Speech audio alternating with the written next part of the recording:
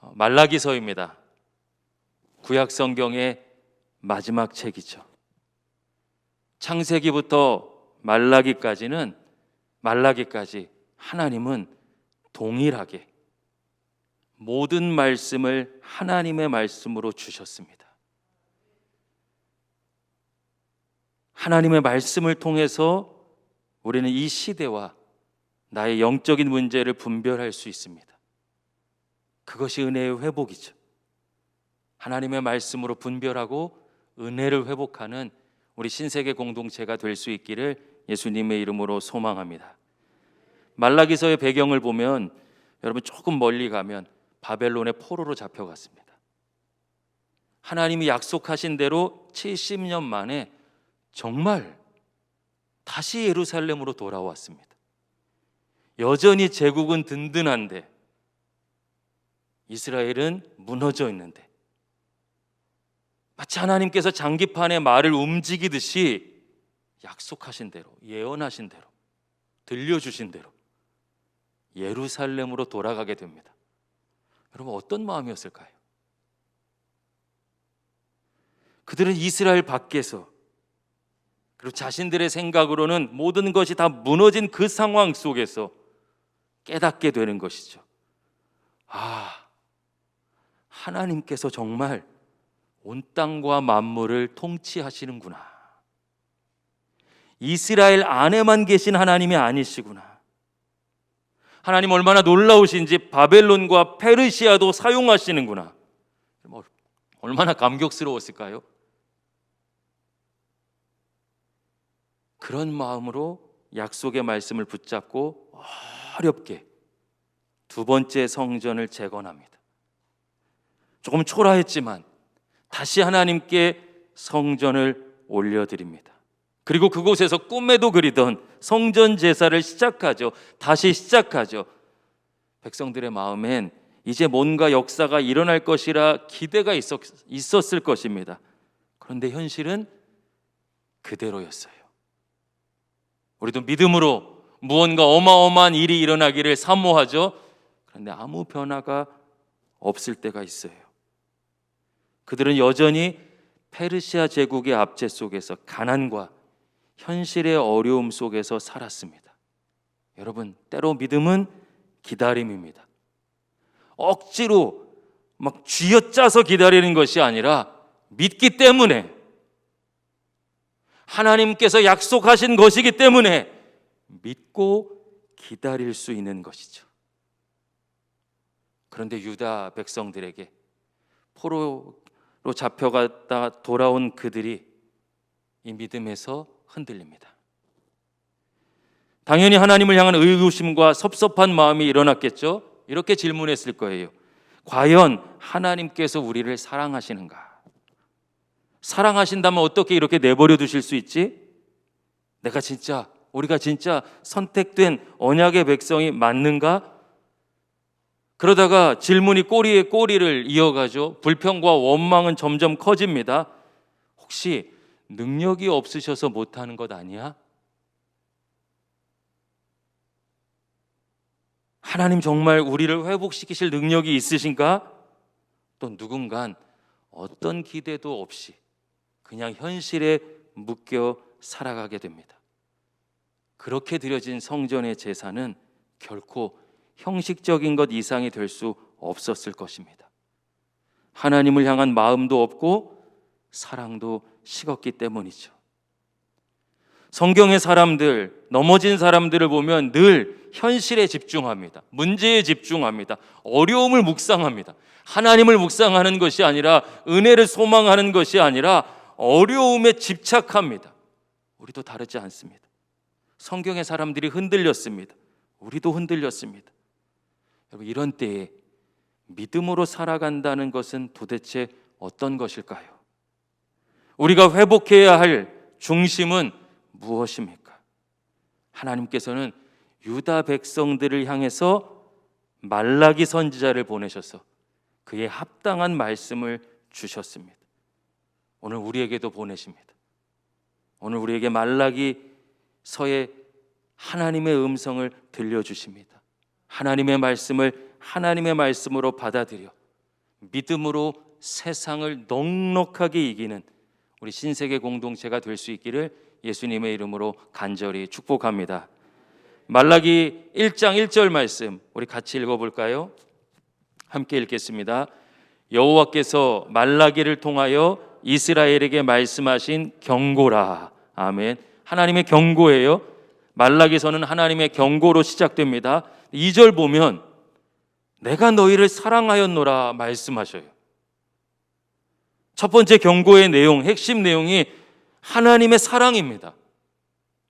여러분, 이게 어떻게 경고가 될 수 있습니까?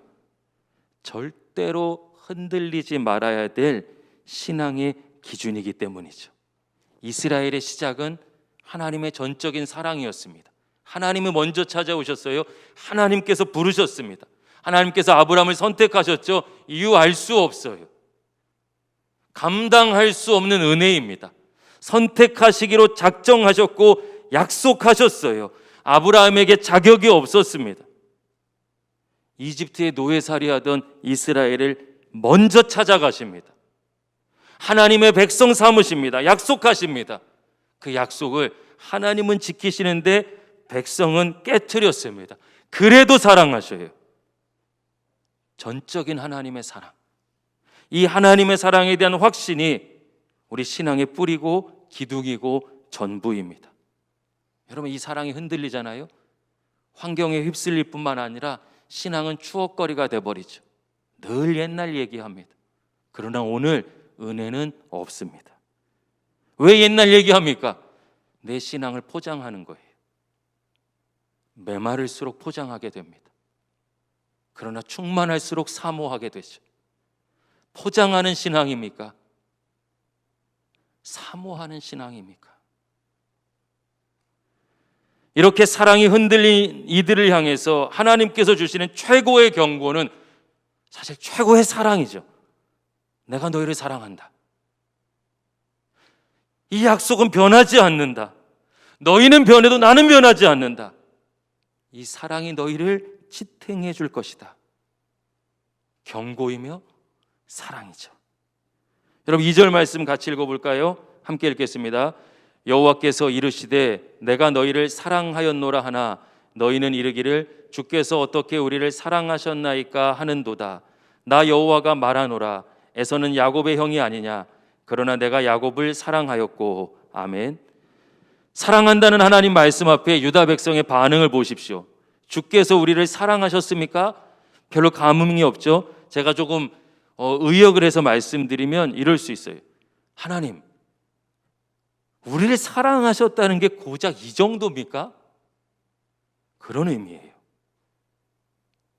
우리를 사랑하신다면 왜 이렇게 힘들어야 합니까? 왜 나만 일이 안 풀립니까? 하나님 정말 사랑하시는 건 맞습니까? 그걸 주께서 어떻게 우리를 사랑하셨습니까? 따지듯 되묻는 것이죠. 하나님 사랑이 이 정도예요? 우리 속마음이 아닙니까? 이때 뭐라고 응답하시죠? 야곱과 에서의 이야기를 꺼냅니다. 내가 야곱을 사랑하였고. 여러분, 하나님은 야곱을 택하시고 에서를 택하지 않으셨습니다. 이유가 뭐예요? 야곱이 100점 맞고 에서가 빵점 맞았습니까? 알 수 없어요. 알 수 없어요. 우리에게 주어진 모든 율법에 100점 맞아도 내가 스스로 하나님께 다가갈 수 있는 방법은 없습니다. 야곱을 향한 사랑은 당연한 것이 아닙니다. 우리가 8월 한 달 동안 반복해서 찬양하고 있죠. 모든 것이 하나님의 은혜입니다. 첫 번째가 뭐예요? 내 삶에 당연한 것이 하나도 없습니다. 이미 주어져 있던 것이에요. 근데 잃어버리고 나니 그게 얼마나 존귀하고 가치 있는 것인지, 감당할 수 없는 큰 은혜였는지 이제 조금 알게 됩니다. 하나님이 이미 주셨죠. 처음부터 끝까지 하나님께서 무조건적인 사랑으로 부어주셨습니다. 계속되는 나의 불신앙과 원망에도 불구하고 여러분 돌아보니 하나님께서 먼저 사랑하셨습니다. 하나님께서는 계속 사랑하고 계십니다. 하나님께서 끝까지 사랑하십니다. 하나님의 사랑은 변함이 없습니다. 이것을 깨닫지 못했기 때문에 주어졌는데도 은혜인지 몰랐고 잃어버리고 나서야 알게 됩니다.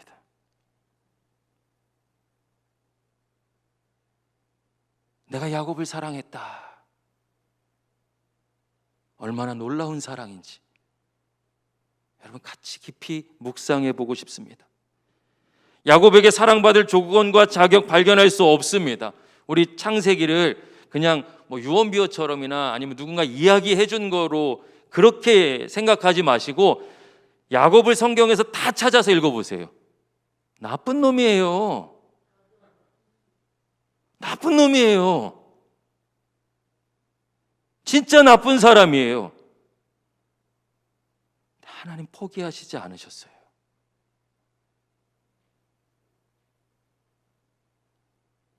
하나님 포기하지 않으셨어요. 그 사랑 때문에 우리가 아는 믿음의 조상이 된 것이죠. 나중에 그의 인생 말년에 이집트의 바로 왕 앞에 섭니다. 근데 그가 내가 험악한 세월을 살아왔습니다 라는 말을 해요. 무슨 뜻일까요? 내가 경험해보지 않은 게 없어요. 물질과 권력 쫓아도 받고 가져도 받습니다. 그거 진짜 능력 아니더라고요. 그러니까 바로가 가진 물질과 권력 앞에 그 휘황찬란한 궁전 앞에서 주눅들지 않죠. 더 놀라운 것은요, 이 시골 촌부가 바로 왕을 위해서 축복하며 기도합니다. 아유, 너 아직 인생 살려면 멀었다. 하나님을 모르니 진짜와 가짜도 모르고 이거 아무것도 아닌 거 가지고 어깨에 힘들어 가고 있구나. 하나님의 사랑을 알기를 바란다. 여러분 얼마나 멋있습니까? 이게 믿음 생활이에요. 하나님의 사랑은 사람을 위대하게 만들죠. 내가 진짜 누구인지 깨닫게 됩니다. 하나님의 자녀임을 알게 됩니다. 믿음으로 사는 건 멋있습니다. 그래서 다시 깨닫게 해주시기 위해서 야곱을 향한 사랑, 약속했으니 나 반드시 지킨다.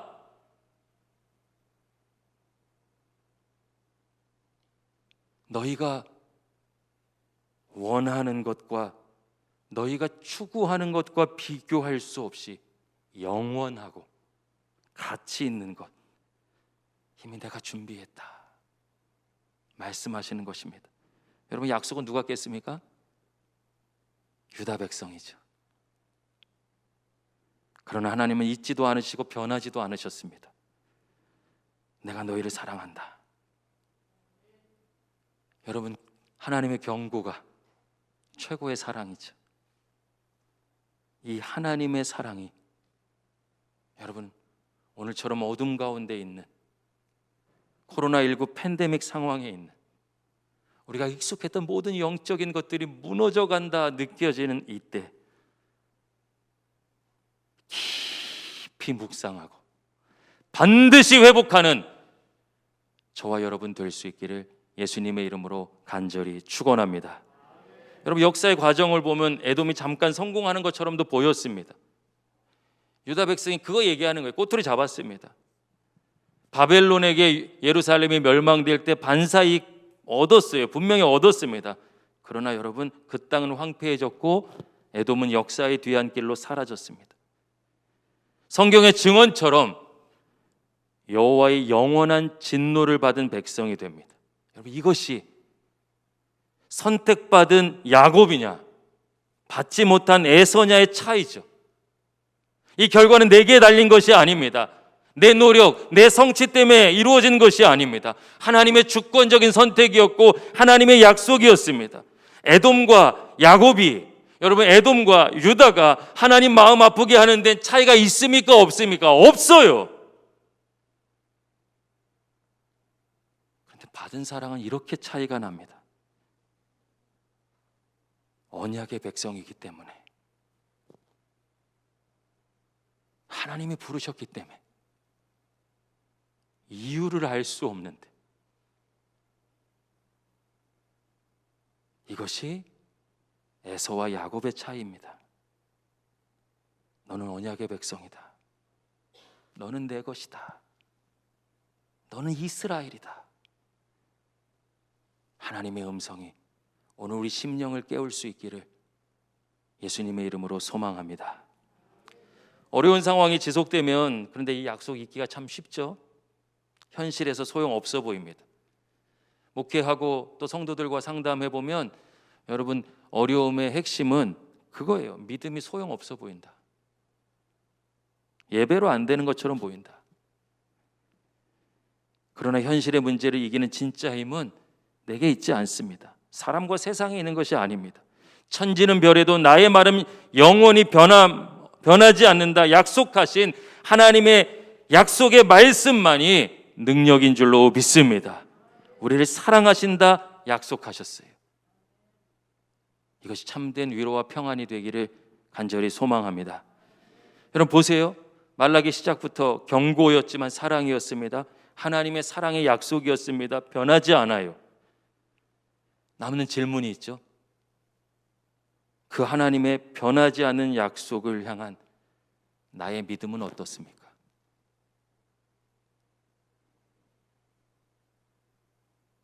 믿습니까?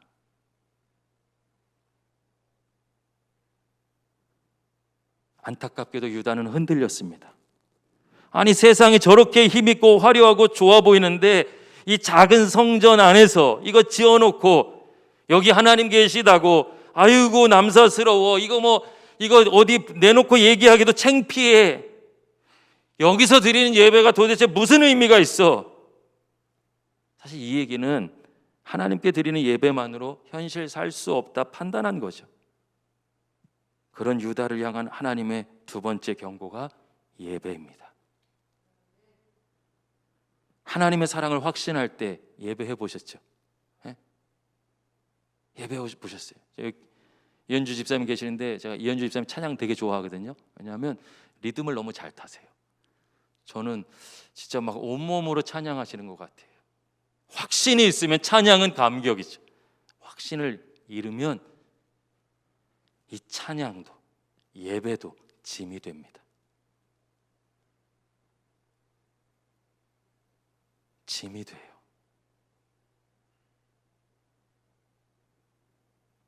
하나님의 사랑을 잃어버리면 예배는 부담이고 믿음은 아무것도 아닌 하찮은 것이 됩니다. 질문하시는 거예요. 우리의 예배는 어떻습니까?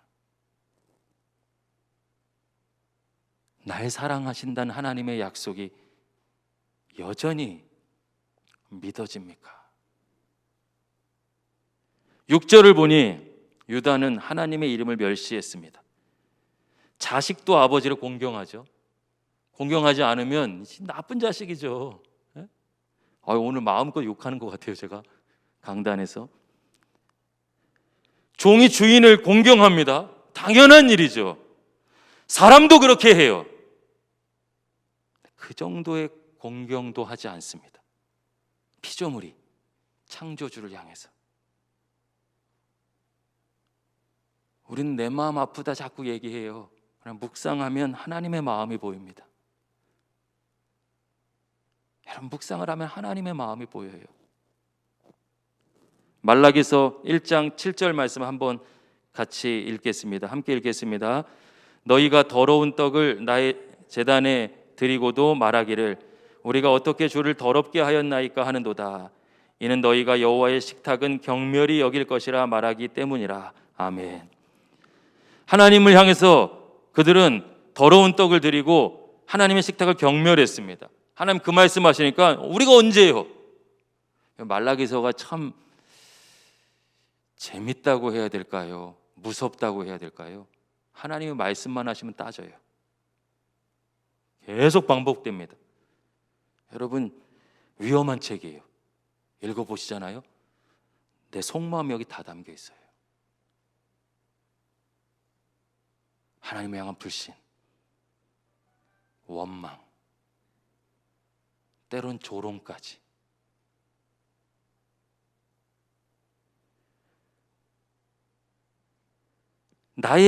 여호와의 식탁을 경멸히 여겼다. 세번역 성경에서 이 부분을 어떻게 번역하냐면요, 제가 읽어볼게요. 너희는 나 주에게 아무렇게나 상을 차려주어도 된다고 생각한다. 오늘 우리도 아무렇게나 차린 상으로 예배하는 것은 아닙니까? 이것은 결코 재물 더 가져와라, 난 좋고 비싼 것만 받는다, 이런 뜻이 아닙니다. 하나님은 우리의 마음을 원하시는 것이죠. 8절을 세번역으로 한번 같이 읽어볼까요? 말라기서 1장 8절 세번역으로 함께 읽겠습니다. 눈먼 짐승을 제물로 바치면서도 괜찮다는 거냐? 쩔뚝거리거나 병든 짐승을 제물로 바치면서도 괜찮다는 거냐? 그런 것들을 너희 총독에게 바쳐보아라. 그가 너희를 반가워하겠느냐? 너희를 좋게 보겠느냐? 나 만군의 주가 말한다. 아멘. 여러분, 나한테 드린 제물 사람들한테 한번 가져다 줘봐. 굉장히 막 힘써줄 총독까지 가지 않아도 돼요. 내가 하나님께 드린 이 제물, 하나님 앞에 상 차려 드린 것, 여러분 옆에 있는 가족이나 형제에게 주면 좋아할까요? 기뻐할까요? 아, 진짜 고맙네. 아니면 어떻게 먹지도 못할 걸 주냐?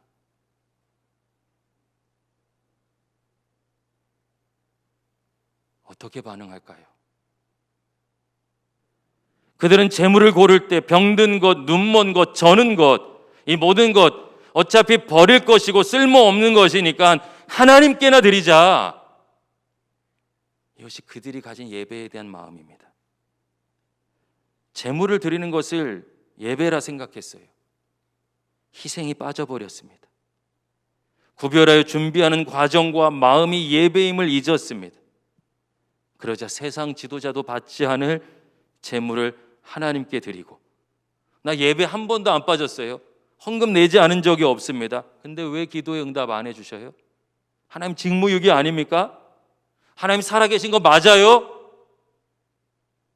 추궁하는 것을 당연하게 여깁니다. 그러나 여러분, 그들의 진짜 마음이 드러나죠. 하나님을 알고 계셔요. 예배자의 마음이 아님을 이미 알고 계십니다. 12절에서 13절을 세번역으로 한번 읽어볼까요? 함께 읽겠습니다. 그런데 너희는 주님께 차려드리는 상쯤은 더러워져도 괜찮아 하면서 너희들도 싫어하는 음식을 제물이라고 그 위에 바치니 너희는 지금 내 이름을 더럽히고 있다. 너희는 또 이 얼마나 실증나는 일인가 하고 말하며 제물을 멸시한다. 나 만군의 주가 말한다. 너희가 훔쳤거나 절뚝거리거나 병든 짐승을 제물이라고 가지고 오니 내가 그것을 너희에게서 달갑게 받겠느냐? 나 주가 말한다. 여러분, 하나님은 제물의 크기를 보시지 않으셔요. 나를 보시죠. 하나님께서 주심을 믿지 못하는 거예요. 내가 물질의 주인 됐습니다. 그래서 이건 하나님 좀 드리지 뭐. 물질만이 아니죠. 우리의 시간, 우리의 예배는 어떻습니까? 화려하게 치장하고 온갖 제물을 드리며 사람들이 누가 봐도 존경스러울 정도로 길에서까지 기도하던 바리새인들을 향해서는 이 독사의 자식들아, 오늘 언어로 표현하면은요, 정말 입에 담을 수 없는 온갖 욕, 진짜 그 욕, 생생한 욕, 그게 당시에 이 독사의 자식들아입니다. 그러나 자기 가슴을 치며 하늘을 보기도 두려워하고 덜덜 떨리는 마음으로 과부가 드렸던 동전 2개는 성경에 기록해서 기뻐하십니다. 하나님은 우리의 마음을 원하시기 때문이죠. 13절 보면 개역 개정 성경에선 이 하나님을 향한 제사를 이 일이 얼마나 번거로운고라고 유다 백성의 속마음을 번역했습니다. 새번역 성경에서는 이 일이 얼마나 실증나는 일인가 라고 번역합니다. 우리 마음입니까? 무서웠어요. 묵상하면서 나는 아닐까?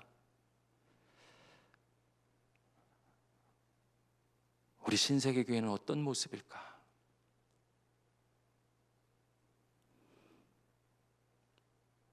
우리의 마음과 우리의 예배가 하나님께서 받으시는 것입니까? 여러분, 예배할 수 없는 수많은 이유를 이야기합니다. 그러나 내가 어떤 환경에서도 예배하면 받으시는 분이 하나님이시죠. 예배할 수 없는 이유 때문이 아니라 마음이 흔들린 것입니다. 진짜 무서운 것은 예배자의 마음을 잃어버린 걸 몰라요.